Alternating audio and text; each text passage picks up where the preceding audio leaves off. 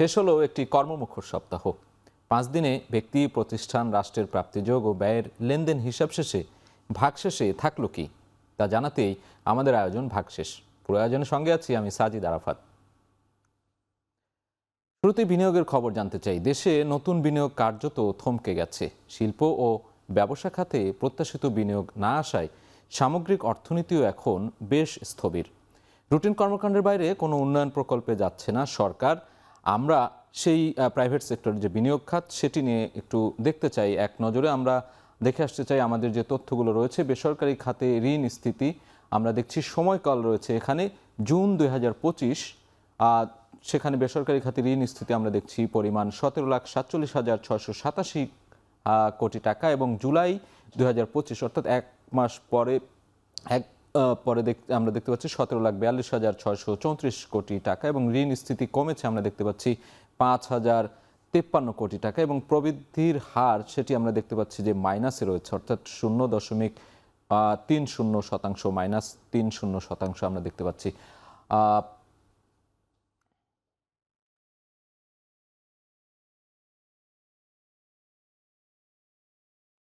2025 সালের জুন শেষে দেশের 61টি তফসিলি ব্যাংকে উদ্বৃত্ত টাকার পরিমাণ বেড়ে হয়েছে 2,83,639 কোটি টাকা। এই সময়ে ব্যাংক খাতে মোট তারল্য থাকার প্রয়োজন ছিল মাত্র 3,02,666 কোটি টাকা, তবে বাস্তবে সেটি দাঁড়িয়েছে 5,86,000 কোটি টাকারও বেশি। আমরা একটু দেখতে চাই কি পরিমাণ তারল্য উদ্বৃত্ত রয়েছে, অর্থাৎ ব্যাংকে অলস টাকার পাহাড় আমরা বলছি।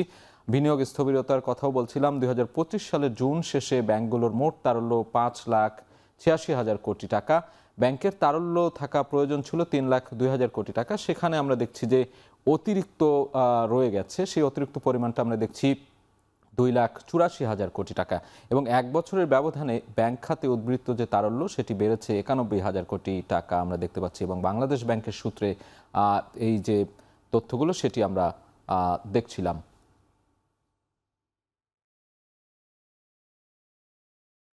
স্বল্পোন্নত দেশ এলডিসি থেকে বাংলাদেশের উত্তরণ প্রক্রিয়া শুরু হয় 2018 সালে। চূড়ান্তভাবে উত্তরণের জন্য প্রস্তুতির সময়সীমা শেষ হওয়ার কথা ছিল 2024 সালে, তবে কোভিডের কারণে অতিরিক্ত সময় পাওয়া যায় 2 বছর। আমরা সেই চিত্রটি একটু দেখতে চাই যে এলডিসি উত্তরণ পেছানোর যে উদ্যোগ নেই সরকারের বলছিলাম, সেখানে আসলে লাভ ক্ষতি কী রয়েছে এলডিসি উত্তরণে। আমরা দেখছি বাড়তে পারে ঋণদাতা সংস্থাগুলোর কাছ থেকে ঋণ নেওয়ার সক্ষমতা, এবং গুনতে হবে বেশি সুদ। অর্থনৈতিক সক্ষমতার কারণে আকৃষ্ট হতে পারে বিদেশি বিনিয়োগ, অর্থাৎ এই যে এলডিসি উত্তরণ কথা বলছিলাম সেটি উত্তরণ হতে পারলে কিন্তু বিদেশি বিনিয়োগ আরও বাড়বে। আমরা সেটি দেখছি, এখানে তথ্য বলছে। সমস্যায় পড়বে রপ্তানি খাত, নিয়মিত হারে শুল্ক বসবে বাংলাদেশি পণ্যের উপর, এবং বাড়তি শুল্কের কারণে বছরে কমতে পারে $537 কোটি রপ্তানি। এছাড়াও ওষুধ শিল্পের উপর কড়াকড়ি হবে মেধাস্বত্ব বিধিবিধান, বাড়বে ওষুধের দাম। এই এলডিসি উত্তরণের যে লাভ ক্ষতিগুলো সেগুলো আমরা দেখছিলাম এখানে।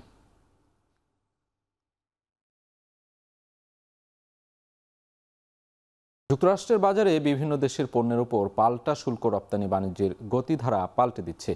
উচ্চ শুল্ক এড়াতে যুক্তরাষ্ট্রের বদলে ধীরে ধীরে ইউরোপমুখী হয়ে উঠছে চীন। দেশটি 27 জাতির যে জোট, ইউরোপীয় ইউনিয়নে পোশাক রপ্তানি বাড়াচ্ছে তারা, যার প্রভাবে ইউতে বাংলাদেশের পোশাক রপ্তানিতে প্রবৃদ্ধি কিছুটা কমেছে। আমরা সেই চিত্রটি একটু দেখে আসতে চাই। ইউরোপীয় ইউনিয়নের যে পোশাক রপ্তানিতে প্রবৃদ্ধির কথা বলছিলাম, সেটি জানুয়ারি থেকে জুলাই আমরা দেখছি যে পরিমাণ বাংলাদেশের ক্ষেত্রে 16.45%, এবং চীনের ক্ষেত্রে দেখছি 23%, অর্থাৎ বাংলাদেশের চেয়ে চীনের সেই পরিমাণ কিন্তু বেড়েছে। আমরা পরবর্তীতে আরও বেশ কয়েকটি বিষয় এখানে আলোকপাত করতে চাই। যেটি বলছিলাম, জানুয়ারি ফেব্রুয়ারিতে বাংলাদেশের পরিমাণ আমরা দেখছি পোশাক রপ্তানিতে প্রবৃদ্ধি ইউরোপীয় ইউনিয়নের 37% বাংলাদেশের, এবং চীনের দেখছি আমরা 25%। পরবর্তীতে আরও কিছু পরিসংখ্যান রয়েছে। আমরা দেখছি জুলাই মাসে এ পর্যায়ে দেখতে চাই ইউরোপীয় ইউনিয়নের পোশাক রপ্তানির প্রবৃদ্ধি বাংলাদেশে 7% আমরা দেখছি, এবং চীনের ক্ষেত্রে দেখছি 25% পরিমাণ, অর্থাৎ বাংলাদেশের থেকে কিন্তু অনেকাংশে এগিয়ে গিয়েছে চীন। এবং পরবর্তীতে আরেকটি পরিসংখ্যান আমরা দেখতে চাই সবশেষ, ইউরোপীয় ইউনিয়নে পোশাক রপ্তানির যে প্রবৃদ্ধির বিষয়টি সেটি আমরা দেখছিলাম। আসলে বাংলাদেশে খেলনা শিল্পের বিপুল সম্ভাবনা সত্ত্বেও রপ্তানি অনেকটাই কম। বর্তমানে এ খাতের বার্ষিক রপ্তানি $77 মিলিয়ন। তবে বিশ্ববাজারে এই শিল্পের আকার $100 বিলিয়ন। উদ্যোক্তাদের আশা, নীতিগত জটিলতা ও শুল্ক প্রতিবন্ধকতা কাটানো গেলে বাড়বে রপ্তানি আয়। আমরা এক নজরে দেখে আসতে চাই যে বাংলাদেশের খেলনা শিল্পের বর্তমান অবস্থাটা কি, সেটি আমরা এক পলকে দেখব। সেখানে কি কি সংকট রয়েছে বা অভ্যন্তরীণ যে চিত্রের কথা বলছিলাম, খেলনা শিল্প বার্ষিক রপ্তানির কথা বলছিলাম, পরিমাণ $77 মিলিয়ন। নির্মাতা প্রতিষ্ঠান রয়েছে 250টি। আমরা বাংলাদেশের অভ্যন্তরে যে নির্মাণ প্রতিষ্ঠান রয়েছে তারা 250টি এরকম শিল্প কারখানা রয়েছে এবং শ্রমিক দেখছি আমরা এখানে 15 লাখ, অর্থাৎ এই শিল্পের সঙ্গে 15 লাখ মানুষ এখানে কিন্তু কর্মজীবী, তারা এখানে যুক্ত আছেন। আকার বলা হচ্ছে যে এই খেলনা শিল্পের আকার 40,000 কোটি টাকা বাংলাদেশে এবং রপ্তানি হয় 88টি দেশে। এই যে বাংলাদেশে তৈরিকৃত খেলনা, সেগুলো বিশ্বের বিভিন্ন দেশের 88টি দেশে রপ্তানি করা হয়।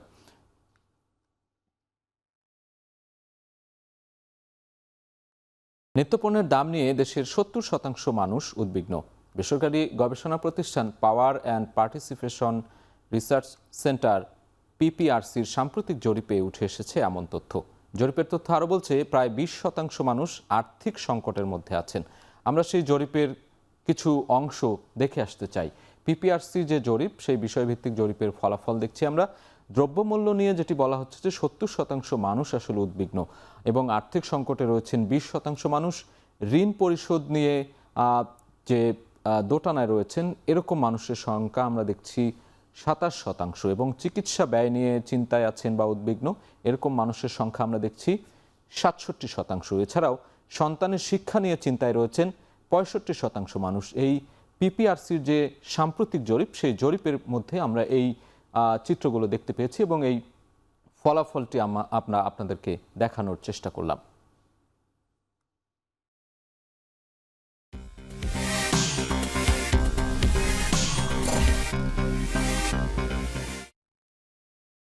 চলতি সপ্তাহের শেষ কার্যদিবসে ঢাকা স্টক এক্সচেঞ্জে ডিএসইএক্স সূচক বেড়েছে 22 পয়েন্ট।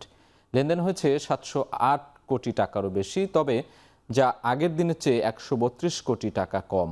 আমরা সেই চিত্রটি দেখে নেব যে সপ্তাহ শেষে ঢাকা স্টক এক্সচেঞ্জের কি লেনদেন এবং কি পরিমাণ লেনদেন হলো আজকে। ডিএসইএক্স সূচক ও লেনদেনের পরিমাণ দেখছি আমরা 5415 পয়েন্ট, যেটি 22.48 পয়েন্ট বেড়েছে আমরা যেটি বলছিলাম, এবং লেনদেনের পরিমাণ দেখছি 708 কোটি 94 লাখ টাকা এবং 132 কোটি টাকা কমেছে লেনদেন। এছাড়া দর পরিবর্তনের খবরটি জানাতে চাই। 175টি কোম্পানির দর বেড়েছে, 157টির কমেছে এবং অপরিবর্তিত রয়েছে 66টি কোম্পানির দর। ঢাকা স্টক এক্সচেঞ্জের সূত্রে আমরা জানাচ্ছিলাম এই তথ্য। এ পর্যায়ে চট্টগ্রাম স্টক এক্সচেঞ্জে সিএসপিআই সূচক বেড়েছে 63 পয়েন্ট। লেনদেন হয়েছে 21 কোটি টাকারও বেশি, যা আগের দিনের তুলনায় 11 কোটি 97 লাখ টাকা কম। সিএসসির যে তথ্যচিত্র সেটি আমরা দেখে আসতে চাই। চট্টগ্রাম স্টক এক্সচেঞ্জ সিএসপিআই বলছে 15,086 পয়েন্ট তাদের লেনদেনের পরিমাণ এবং পয়েন্ট বেড়েছে 63.39 পয়েন্ট যেটি বলছিলাম, এবং লেনদেন হচ্ছে 21 কোটি 71 লাখ টাকা এবং 11 কোটি 79 লাখ টাকা কিন্তু লেনদেন কমেছে। দর পরিবর্তনের বিষয়টি দেখছি আমরা। 125টি কোম্পানির দর বেড়েছে এবং 64টি কোম্পানির দর কমেছে। অপরিবর্তিত রয়েছে 23টি কোম্পানির।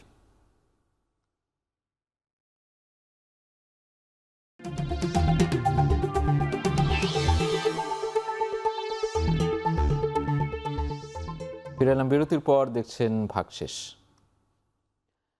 আর মাত্র কয়েকদিন পরে শুরু হচ্ছে হিন্দু ধর্মাবলম্বীদের সব থেকে বড় উৎসব শারদীয় দুর্গাপূজা। এই উৎসবকে কেন্দ্র করে মার্কেটগুলোতে ছেয়ে গেছে রং বেরঙের নানা পোশাকে। বড় শপিং মল থেকে শুরু করে ফুটপাতের দোকানে পূজার কেনাকাটায় ব্যস্ত সময় পার করছেন ক্রেতারা। এই বিষয়ে আরও জানাতে খুলনা নগরীর রেলওয়ে কলোনি বাজার থেকে যুক্ত আছেন সহকর্মী রামিম চৌধুরী। আমরা চলে যেতে চাই। রামিম, আর কদিন পরে তো সবচেয়ে বড় হিন্দু সনাতন ধর্মাবলম্বীদের সবচেয়ে বড় উৎসব, সেখানে কেমন উৎসাহ উদ্দীপনা দেখছেন, কেনাকাটা কেমন দেখছেন, বেচা কেনার খবর জানাবেন। সাজিদ, মার্কেট একেবারেই কাছে চলে এসেছে দুর্গা উৎসব এবং যার কারণে কিন্তু হিন্দু ধর্মাবলম্বীদের যে আনুষ্ঠানিকতা, তাদের পূজা নিয়ে যে কার্যক্রমগুলো সেগুলো কিন্তু প্রায় শেষ পর্যায়ে। বিশেষ করে এই পূজার সময় কিন্তু কেনাকাটার দিকে বেশি নজর দেন তারা। এবং আমরা এই মুহূর্তে রয়েছে কিন্তু রেলওয়ে মার্কেটে, এবং সেখানে আমরা দেখেছি যে বিভিন্ন শ্রেণী পেশার মানুষ কিন্তু পূজার কেনাকাটাতে কেনাকাটা করার জন্য কিন্তু চলে এসেছেন। এখানে আমরা দেখেছি যে বিকালে দুপুরের পর থেকেই কিন্তু এখানে বেশ ভিড় আমরা লক্ষ্য করেছি। কারণ কিন্তু আর বেশি দিন নেই, আর মাত্র অল্প কিছু দিনের মধ্যেই কিন্তু দুর্গা উৎসব শুরু হয়ে যাবে, এবং এই শেষ সময়টাতে কিন্তু তারা নিজেদের কেনাকাটায় বেশি জোর দিচ্ছেন। এখানকার ক্রেতাদের সাথে, অনেক ক্রেতাদের সাথে আমরা কথা বলেছি, তারা যেটি বলছেন যে মূলত কিন্তু গত বছরের তুলনায় এবছর পোশাকের দাম কিন্তু বেশ কিছুটা বেশি। এখানে যে পোশাক আগে 500 টাকা দিয়ে কিনতে হচ্ছে সেগুলো কিন্তু এবার কিনতে হচ্ছে তাদের 700 টাকা করে। এখানে ছেলেদের পোশাক বলতে কিন্তু এখানে পাঞ্জাবি বা শার্ট প্যান্ট সব কিন্তু এখানে রয়েছে। সেসব দোকানে কিন্তু আমরা ভিড় দেখেছি। এর পাশাপাশি মেয়েদের যে থ্রি পিস শাড়ির যে দোকানগুলো রয়েছে সেগুলোতেও কিন্তু বেশ ভিড় আমরা দেখতে পেয়েছি। এখানে দুর্গা উৎসবে কিন্তু শাড়ির একটি বড় চাহিদা থাকে থ্রি পিসের পাশাপাশি। এর কারণে কিন্তু শাড়ির যে দোকানগুলো রয়েছে সেগুলোতে কিন্তু মেয়েদের যে ভিড় সেটি কিন্তু অনেক বেশি ছিল আজকে। এখানে লাস্ট যে কিছুদিন বাকি রয়েছে, এই কিছুদিনেই কিন্তু বেশ ভিড় হবে বলে এখানকার বিক্রেতারা আমাদেরকে জানিয়েছেন। তবে বিক্রেতারা যেটি বলছেন যে মূলত কিন্তু দাম বেড়েছে পণ্যের, তার পাশাপাশি এবছর কিন্তু ক্রেতা সংখ্যা গত বছরের তুলনায় কিছুটা কম রয়েছে বলে এখানকার বিক্রেতারা আমাদেরকে জানিয়েছেন। শুধু যে জামা কাপড়ের দোকানে ভিড় রয়েছে তা কিন্তু না। এখানে আমরা দেখেছি যে যে মার্কেটগুলো রয়েছে বাজারের, জুতার দোকান, এর পাশাপাশি গহনার দোকানগুলোতে সেখানেও কিন্তু বেশ ভিড় রয়েছে ক্রেতাদের।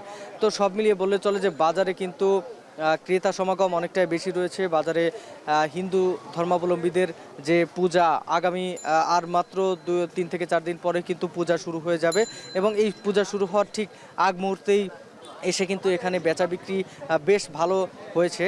গত 4-5 দিন আগে কিন্তু বাজারে তেমন একটা ভিড় ছিল না, তবে এই শেষ মুহূর্তে এসেই কিন্তু বাজারে বেশ ভিড় আমরা দেখতে পেয়েছি।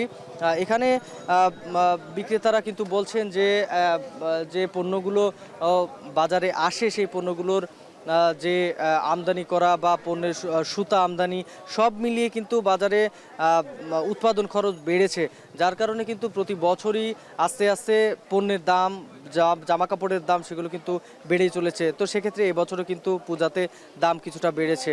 তো সব মিলিয়ে পূজার বাজার বেশ জমজমাটি চলছে। তো এই ছিল আমার কাছে সাজিদ পূজার বাজারের সবশেষ খবর। খুলনা থেকে সরাসরি যুক্ত ছিলেন সহকর্মী রামিম চৌধুরী। এদিকে পূজার ছুটির কারণে বেসরকারি পর্যায়ে চাল আমদানির সময় বাড়ানো হয়েছে 30 অক্টোবর পর্যন্ত। এতে কিছুটা স্বস্তি ফিরেছে ব্যবসায়ীদের মাঝে। এ নিয়ে আরও জানাতে হিলি স্থলবন্দর থেকে যুক্ত হচ্ছেন সহকর্মী সোহেল রানা। সোহেল রানার সঙ্গে যুক্ত হতে চাই। সোহেল রানা, ভারত থেকে চাল আমদানি রপ্তানির যে বিষয়টি বলছিলাম, সেখানে সার্বিক চিত্র কেমন দেখতে পাচ্ছেন? এই যে পূজার ছুটি এবং এই সময় বাড়ানোর ক্ষেত্রে কি চিত্র দেখতে পাচ্ছেন সেখানে জানাবেন।